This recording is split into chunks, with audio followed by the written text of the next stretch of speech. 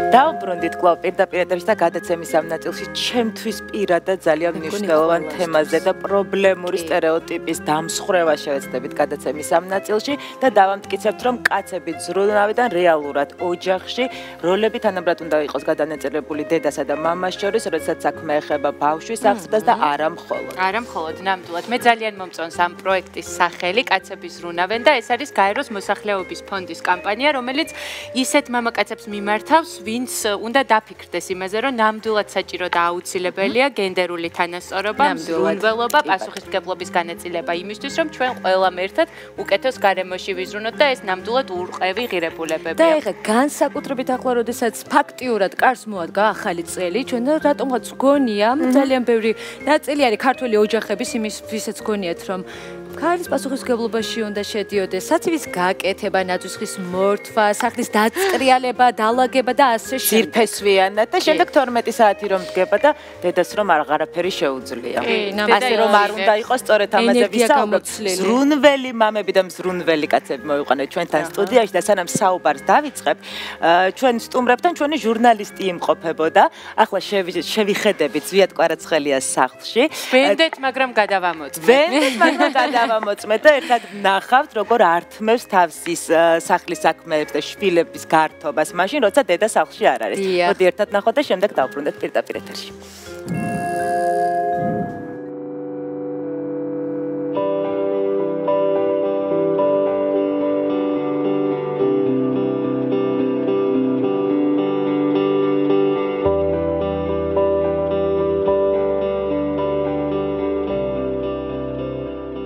აი თოვლის ბაბო, სანდრა ჩამოგიდე, მოგიდე, სანდრა მოყურე. ჩამოგიდე. ეს რა არის? სანდრა, ეს რა არის?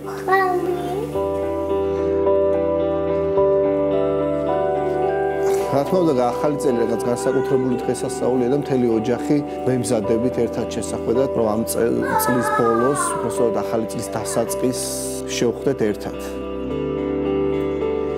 ეს ის პერიოდი, როდესაც სახლში ვარ, არ ვმუშაობ, გასაგები მიზეზების გამო, დასვენების დღეებია და მე და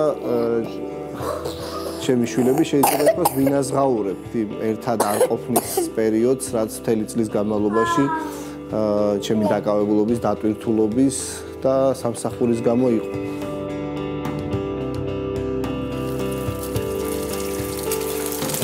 ნიკი მოვიდა. კარგია, მოვიდა. ოპა! ხანინ მიყვარდა მეც. იყლიყოს ჩამაროცეთ და ჩემი მზადებდა სკოლაში წასვლის წინ და ახლა მინდა რომ ეს სოდნა და კბილი მოგონება ერთდროულად გამოვიყენო.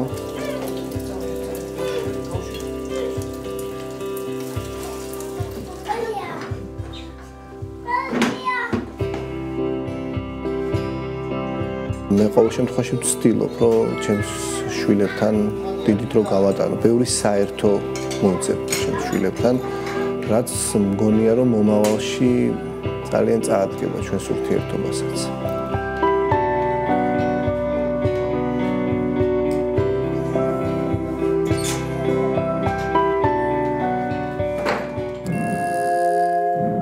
საბედნიეროდ მე როგორც ვხვდები ეს ის შემთხვევა, როდესაც მამა შვილებთან ერთად ძალიან ბევრ დროს ატარებს და ეს დრო არის ძალიან ჭკვიანურად გატარებული, მაგრამ ერთი დეტალი შევნიშნე, პატარა წამოახვალა და ბავშვი როცა ავადარი და ვირუსების სეზონია სამწუხაროდ, ვინ უვლის? თუ ამ შემთხვევაში დედასკენ არის ხოლმე, იმიტომ რომ ძირითადად ბავშვი დედას ითხოვს ხოლმე. როცა ავადარი. კონკრეტულად როცა ბავშვია. როცა ავადარი, ხომ წამოახვალა და ამიტომ დამებადა. ხო, რა თქმა უნდა, ახლა ჩემი დროიდან გამომდინარე, ძალიან დატვირთული დროიდან გამომდინარე, მთელი დღის განმავლობაში ხშირად ისე ხდება, რომ სახლში არ მიწევს ყოფნა, მაგრამ საღამოს თითქმის ყოველთვის დატვირთულად ვცდილობ, რომ მონაწილეობა მივიღო. ანუ თქვენ ციცით, როდესაც ბავშვს მაღალი სიცხე აქვს, რა დამწევის საშუალება უნდა მისცეთ, როგორ უნდა მოიქცეთ? ყოველ შემთხვევაში წამლებზე დაუშვათ ასეთ დროს ხშირად მიწევს ჩასვლა. და გვიანაც დაუშვათ როცა საჭიროება ყოფილა ხა ეს მგონია რომ ძალიან ჩვეულებრივი ამბავია ეხა რაღაცნაირად განსაკუთრებულიმად არ მიმაჩნია რომ ეს რაღაც მამა რო ჩავიდეს და წამალი მოიტანოს ან რაღაცა მიიღოს მონაწილეობა მგონია რომ ეს არის ის რაც პასუხისგებლობა აქვს უბრალოდ თუ თავისი მთელი დატვირთული დროიდან და აუცილებლად უნდა მოძებნოს ის დრო რომელსაც შვილებისთვის ოჯახისთვის ოჯახისკენ მიმართავს აუცილებლად და ახლა ესეთი რაღაც საოჯახო საქმე ბავშვის დაბანვიდან დაწყებული თამაში ახლა დაბანვა ჩემი ჰობია შეიძლება და ღამე გათენება იმიტომ რომ ბავშვები ღამე ძალიან ხშირად იღვიძებენ ხო პატარები როდესაც არიან ამ მონაწილეობდით როგორც შენ ეხლა რაღაცნაირად ხშირად არ ყოფილა ესეთი მომენტები როცა ღამისცევა მოგვიწია მაგრამ ადრე როცა ძალიან პატარები იყვნენ ყოფილა ესეთი შემთხვევა. იცით რა მაინტერესებს თქვენ როგორ გარემოში იზრდებოდით? ანუ აი ეს გენდერული როლების თანაბრად გადანაწილება ისწავლეთ მას შემდეგ, რაც შექმენით ოჯახი და მიხვდით რომ თქვენი დახმარება თქვენს მეუღლეს ჭირდება, თუ ბავშვობიდან თქვენს ოჯახში სხვანაირი ჩვეულებრივი ამბავი იყო ჩემთვისაც ხა ოჯახში ჩვეულებრივი იყო რამდენიმე წლის წინ, რამდენიმე კვირის წინ ერთი ბლოგი გამოქვეყნდა. ჩემი სადაც მამაჩემზე წერდი რომ მამაჩემი იყო მამაჩემს ჰქონდა ჩაბარებული ფაქტობრივად ჩვენი საგარეო ამბავი. ანუ რაღაცნაირად რაც ნაწილობრივ სკოლასთან იყო და დაკავშირებული ფეხბურთზე დავდიოდი და სულ მამაჩემ დაყვებოდა, მაგრამ ანუ ეს მომენტები რაღაცნაირად გაყოფა ოჯახში საქმეების იმდენად სიმბოლური იყო შეიძლება ითქვას დედაჩემსა და მამაჩემს შორის ორივე ცდილობდნენ რომ მიეღოთ ჩემი და ჩემი ძმის განათლებაში, განვითარებაში, აღზრდაში მონაწილეობა. შემდეგი სტუმარი არის ახლა უკვე ჩვენი თანამშრომელი გიორგი ლიპარიშვილი, რომელიც ჩემი Facebook მეგობარია კი და ისეთ პოსტებს უძღვნის ხოლმე მამასაც და შვილსაც, რომ მეტი არაფერი რო არ წაუკითხოს, მე მგონი ის ნორმა შესრულებული აქვს, რაც უნდა მის შვილს აუცილებლად და რო გაიზრდება და წაიკითხავს, დარწმუნებული ვარ, რომ ძალიან შეუყვარდება და დააფასებს ამ ტექსტებს, თუმცა მაინც გიორგიც გადაამოწმა და გამოცდა მოუწყო ჩვენმა ჟურნალისტმა და მოდი ვნახოთ ერთად, როგორია მათი დღე ერთად გატარებული.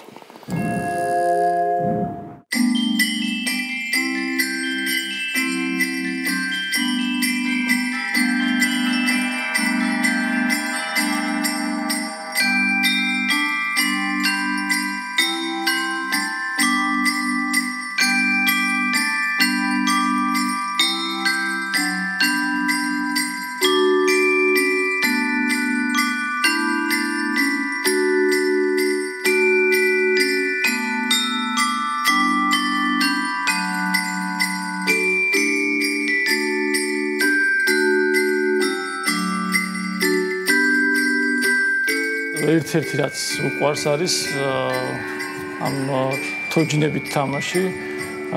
ბილეთებს ყიდით ხოლმე თითქოს, ამ სიმბოლურად გვაქვს ბილეთი ფურცელი რამე რასაც ვიპოვით და თამაშობთ ხოლმე ვალაპარაკებთ სათამაშოებს ერთმანეთთან. სხვადასხვა რამე უყვარს, ხანდახან ტელეფონი უჩვენია ყველაფერს, ხან ფაზლების აწყობა, ოღონდ დიდი ნაჭრევი უყვარს, რომ თვითონ კარგად აწყობს და მოწონს ეს ყველაფერი. ძალიან მნიშვნელოვანი შვილისთვის, რომ შენთან გახსნილი იყოს, მეგობრული იყოს. და ურთიერთობა უფრო მყარი ქონდეს შემდეგ, როცა ის უფრო და უფრო გაიზრდება. ამიტომ მნიშვნელოვანი ყველა ეტაპზე ჩართვა პროცესში იქნება ეს ქუჩა გასეირნება, იქნება სახლში თამაში, იქნება ბაღი, ღონისძიებებზე სიარული თუ ნებისმიერი სხვა რამ, თუნდაც დასვენება. მე და თედორი ვართ მეგობრები და მიხარია რომ მეგობრები ვართ. ხანდახან ყამათობთ კიდევაც, მაგრამ ესეც მეგობრებში შეიძლება. იმიტომ რომ ვსწავლობთ ერთმანეთსგან ბევრ რაღაცას. ხანდახან მგონია რომ მე უფრო ბევრს ვსწავლობ, იმიტომ რომ რაც ჩემი ბავშვობა არ მახსოვდა, თევდორე მახსენებს და უფრო მეც მაძლევს ამით, თუნდაც мотивაციას, თუნდაც სტიმულს და მუღამს, რომ ის დღე უფრო კარგი გამოვიდეს, რომელსაც თევდორესთან ერთად ვიწყებ. აი რა ყველაზე მთავარი ფრაზა იყო, რომ გიორგიც სწავლობს ძალიან ბევრ რამეს საკუთარი შვილისგან. სტატისტიკა არის ესეთი, რომ 10-დან 8 მამა არ თვლის საჭიროთ, რომ წაუკითხოს წიგნიშვილს, არ თვლის საჭიროთ, რომ ჩაერთოს მისი ყვების პროცესში, მაგალითად, ყოველდღიურობაში, ბაღში, სკოლაში წაყვანას. ჩვენ გავარკვიეთ, რომ ამ 10-დან 2 მამა, რომელიც კარგად ასრულებს საკუთარ მოვალეობას, ჩვენთან არის უბრალოდ, მაგრამ გიორგი, მე მინდა კითხო, რამდენად ბევრია ის 8 მამა, მაგალითად, შენს გარშემო. ვინც ნაკლებად არის ჩართული, შენი დაკვირვებით, რა თქმა უნდა. მე იმდენად გამარჯობა. კიდევ ერთხელ ესე ვთქვი. კიდევ ერთხელ გამარჯობა. იმდენად თითქოს საკუთარ ურთიერთობაზე ვარ გადართული, სხვა მამებს თითქოს ვეღარ უყურებ ამ მიმართულებით, რომ როგორ აკეთებენ, ან როგორ არ არიან ყურადღებიანები. მაგრამ მაგალითად ბაღში როცა მიყავს და ხედავ რომ მამა ერთი ხარ და დანარჩენი ყველა დედასთან ერთად მოდის უკვე სტატისტიკა ჩანს. ბაღშიც არიან რამდენიმე მამა ვისაც დაყავს და ძალიან მიხარია ხოლმე რომ რაღაცნაირად კოლეგიალურად მივდივართ ხოლმე ამ დროს და ეს კიდევ ერთი დამატებით სიხარულია და ნელ-ნელა უფრო მრავლდებიან ესეთი მამები რომ ანუ კაცები ზრუნავენ მუშაობს ესე გამოდის რადგან მრავლდება. ჩემზეც მუშაობს, იმიტომ რომ მე ვცდილობ რომ ამ პროექტის დამამბების მერე კიდევ უფრო მეტი დრო გადავანაცვლო შვილისთვის. ხანდახან ვერ ხერხდება ხოლმე და ზღაპარს რო ვკითხავ მე უფრო მალე მეძინება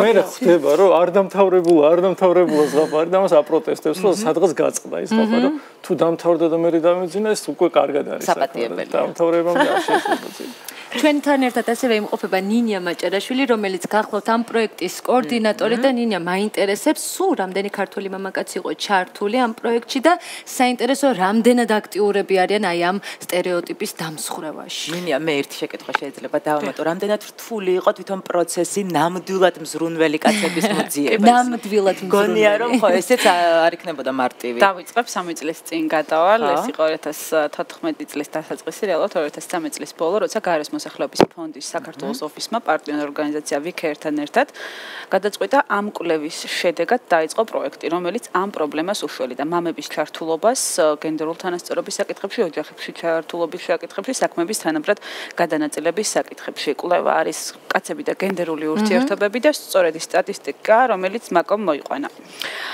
თავდაპირველად პროექტს ერქვა მამაძიგნი წამიკითხე, რომელიც აერთიანებდა დაახლოებით 30 მამაკაცს, რომელიც საზოგადოებისთვის ცნობილი სახეები იყვნენ. ჩვენ ეს ფოკუსი ავიღეთ, იმიტომ რომ ისინი ეს გამხდარიყო უფრო მიმბაძველი, ანუ სხვა ადამიანებს თავიანთი კუმირებს, ანუ საყვარელ ადამიანებს, როცა უყურებდნენ მიმბაძვის სურვილი გასჩენოდათ.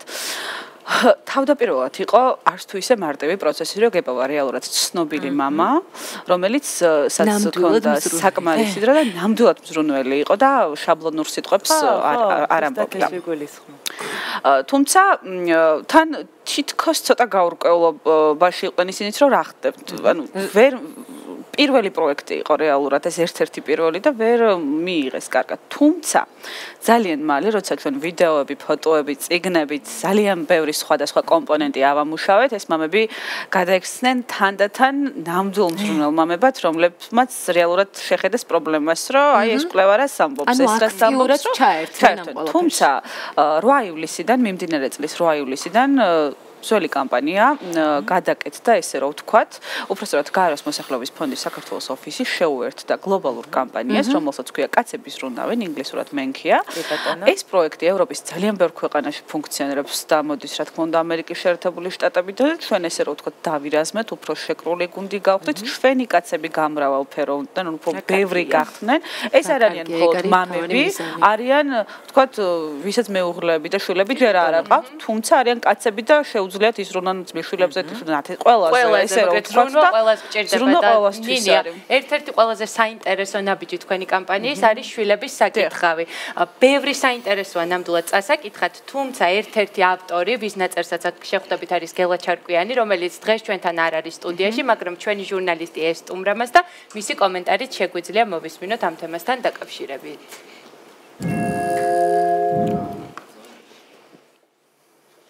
და სანამ ჩვენი სიუჟეტი გავა, მანამდე ასევე მაკომ ახსენა ძალიან საინტერესო შვილების საკითხავი და ალბათ საინტერესოა ერთი-ორი სიტყვა ამაზე თითქოს ავტორებსაც შეგახსენებთ მიხეილ ჯავახიშვილი, ოთარ ჭილაძე, ოტია იოსელიანი, გელა ჩარკვიანი, გურამ პეტრიაშვილი. ეს ციგნი ჩვენმა კამპანიის კაცების რუნავენ სახელით გამოიცა დაახლოებით 1 თვის წინ 16 დღიანი გლობალური კამპანია ქალთა ძალადობის წინააღმდეგ. მისი შემქმნელი ავტორი და ყველაფერი არის ზვიად კვარაცხელია, რომელიც შეაგროვა და გაგვეხმარა მწერალი და გამომცემელი და თუ შეეძვეთ უფრო კონკრეტულად და დეტალურად შეუძლია რა. მოვსმინოთ მაშინ ბატონ გელას და შემდეგ გადავიდეთ შვილების საკითხავზე.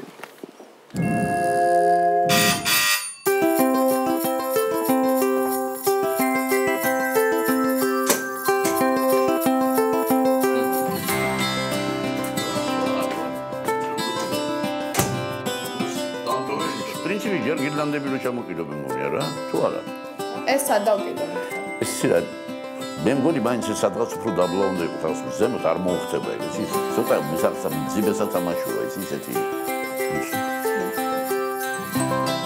დაიჭირეს თვითონ მაგის ხედავით ამაშებულია მე ცეცხლი წავკიდო და საყვარელი იქნება ო მართალი ხარ მაინც ეს სათამაშო არ გიყვარს შენ აი ბუშტი ხო მე რო კითხო ეს უფრო მომწონს მე ეს უფრო ну რა ვიცი ხო გულიდა მაგ ორივე უნდა ჩამოვყიდოთ რა თქმა უნდა მეორეს ეს ზემოთ თუ ქვენ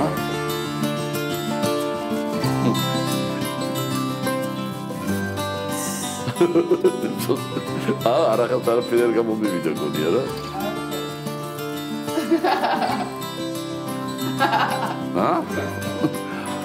არა გადაკეთება და კიდევ მე გავაკეთე ჩემი ბიოგრაფიის მქონე ადამიანს დასჭირდებოდა აუცილებლად რომ ეზრუნა და ზოგჯერ შეესრულებინა ესეთი რამ, რასაც კაცები ჩვეულებრივ არ აკეთებენ. აი, თუნდაც ნანას შემთხვევაში მისი მამა გარდაიცვალა, მას არ ყავდა მამა და არ ყავს მამა.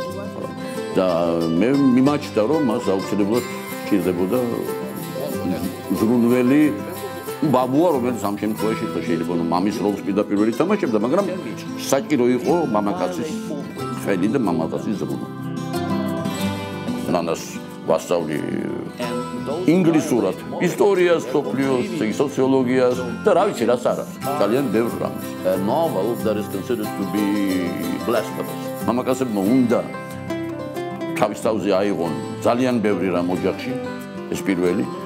აღზრდაში განსაკუთრებით ბევრი უნდა გააკეთონ ბავშვების და მე ამას ვაკეთებდი ლონდონში და ვაგრძელებ ეხლაც.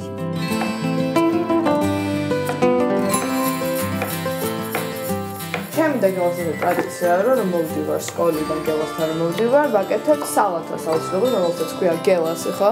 ნუ გელასი ქვია ყველაფერს, რასაც ჩემი რეცეპტით ვაკეთებ. ხო, და კომბინაცია თუ დრესინგის გელას მოგონილია და მიდი გითხარი რა არის. ნუ აი შეხედეთ, ეს არის აისბერგი, ეს არის რუკოლა, ეს არის პაპრიკა, ანუ რასაც ჩვენ ვეძახით ბულგარული, აი პამიდორია, კიდე რა გვაქვს? ეს არის ლოლა სალათი. აქვეა ხო არ დავასახელი აქვე არის კი ჩინური კომბოსტო, კიტრი, მწვანე ხახვი. აი ეს არის სულ. ესე იგი ეს ყველაფერი უნდა ჩავყავოთ ერთად.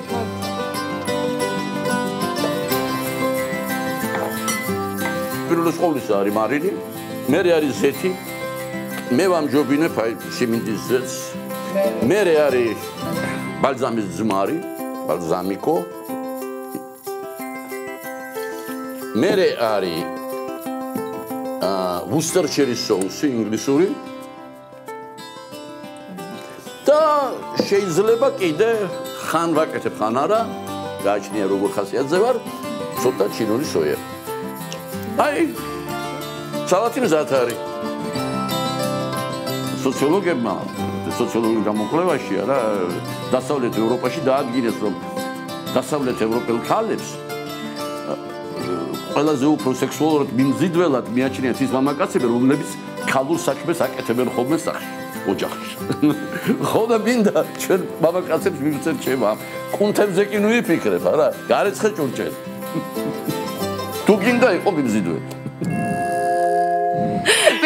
ვეთანხმებით ნამდვილად. დღეს ყიყლიყოს ამზადებს ყველა მამაკაცი მიხურებს როგორც ზვიად მამუამზადე და მე რეცხავს თებში. და სალათი გელასი კიდე რომელიც ძალიან გემრიელად გამოიყურება. რაც შეეხება საკითხავს, მთავარი პუნქტები, რომლის მიხედვითაც შედგა და რასაც წაიკითხავენ შვილები და მამები ერთად. ძალიან მომწონს ეს წიგნი, იმიტომ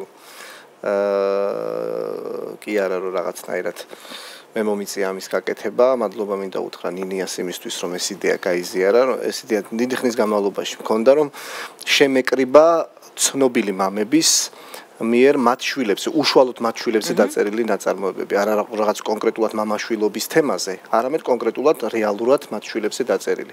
ასეთი ბევრი არ არის, მაგრამ ნამდვილად არის გამორჩეული ის ნაწარმოებები, ჟანრობრივად მრავალფეროვანი, რომელიც ამ წიგნშია შესული, მიხეილ ჯავახიშვილის ჩვენი დროის ათიმცნება, რომელიც მან თავის ქალიშვილს ქეთევანს ჩაუწერა უბის წიგნაკში, ოთარ ჭილაძის ბრწყინვალე პოემა თაკო და ზაზა, რომელიც მე რომ მკითხოთ სასკოლო პროგრამაში აუცილებლად უნდა იყოს შეტანილი, უნდა ყოფილიყო შეტანილი და კარგი იქნება თუ ამ არჩევას გაიზიარებენ და შევა ეს სასკოლო პროგრამაში.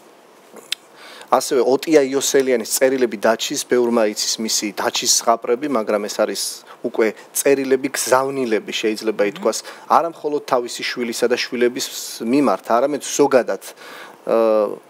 ზოგადად ნებისმიერი თაობის ადამიანების მიმართ, სხვადასხვა თემაზე სამშობლო იქნება ეს, განათლება, დაუშვათ ერთ-ერთი თავი ასეთი ქუჩაში წიგნის კითხვის თაობაზე, დაუშვათ სიტყვაზე. ასევე ამ წიგნში არის შესული გელა ჩარკვიანის წიგნიდან ნაცნობ ქიმერათა ფერხულიდან 2 ეპიზოდი, რომელიც შვილებს ეხება, ირაკლის და თეონას, აქ არის შვილების დაბადების ამბავი და მისი, როგორც ბატონი გელა ეძახის პირადი აპოკალიფსი, ანუ ირაკლის გარდაცვალების ამბავი და გურამ პეტრიაშვილის დღიური, როგორ იზრდებოდნენ მისი შვილები. ირინე და ოლიკო და ირინე როგორ იზრდებოდნენ დეტალურად ჩაწერილი მათი გაზის დღიური და უშუალოდ რა დროს რა ფრაზა თქვეს როგორ მისი შეხედულები და ასე ჩვენ მაყურებელს აქვს უკვე იცის რა უნდა წაიკითხო შვილებთან ერთად სამწუხაროდ რო ცოტა გქონდა ძალიან დიდი მადლობა სტუმრებისთვის მომავალში იგეგმება მამების სკოლის შექმნას და ჩვენ თვალყურს მივადევნებთ აუცილებლად რა და როგორ მოხდება გულშემატკივრობთ ძალიან თქვენ კამპანიას შევისვენოთ ცოტა ხნით დავბრუნდებით რეკლამის შემდეგ და ერთად ვარჩევთ რა ჩავიცვათ ახალი წლის ჯადოსნურ ღამეს Yes.